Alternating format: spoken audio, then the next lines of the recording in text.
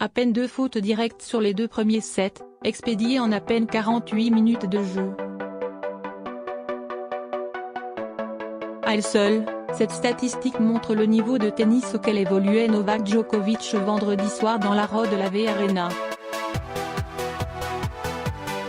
Une demi-finale de l'Open d'Australie à sens unique où Lucas Pouille s'est vu cantonné au rôle de figurant.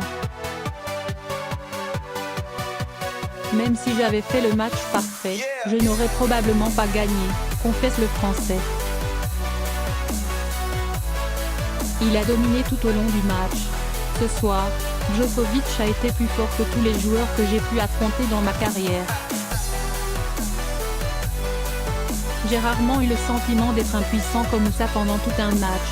Un aveu qui dit l'étendue du fossé qui sépare encore un Novak Djokovic ou un Rafael Nadal de leur poursuivant. Il arrive à remettre les balles dans n'importe quelle situation et il faut réussir à faire le coup parfait si on veut l'emporter, poursuit Pouille. Ça a été très compliqué. J'essayais de trouver une solution mais je ne savais pas quoi mettre en place. Mais contrairement à Stefano Tsitsipas, dégoûté d'avoir été à ce point-là surclassé par Nadal lors de sa première demi-finale en Grand Chelem, Lucas Pouille semble prendre les choses avec davantage de recul, de lucidité et de philosophie. Certes, il est déçu. Il rêvait de nouveaux sommets et espérait poursuivre l'aventure australienne 2 jours de plus, mais il va quitter Melbourne la tête haute, conforté de voir enfin la lumière au bout du tunnel et d'être reparti sur de bonnes bases. Je suis extrêmement déçu de ne pas rester jusqu'à dimanche, de ne pas jouer la finale mais je ne suis pas effondré parce qu'il y a du positif.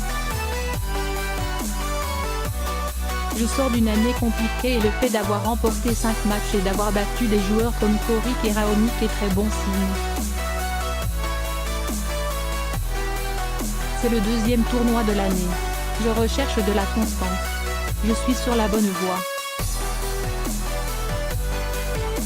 Il faut continuer dès le prochain tournoi même si là tout de suite, il y a beaucoup de déceptions.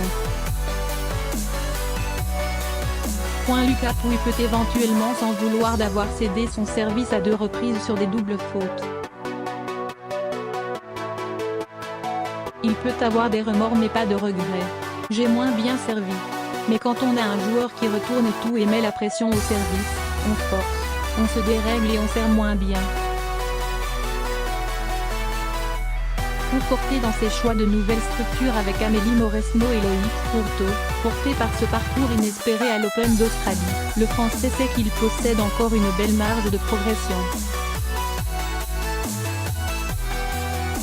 Dans tous les domaines, en coup droit, en revers, dans le jeu vers l'avant, au retour, énumère-t-il.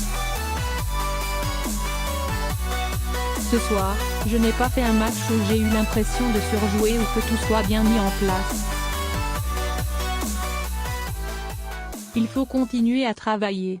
Ça tombe bien, il a retrouvé goût au labeur.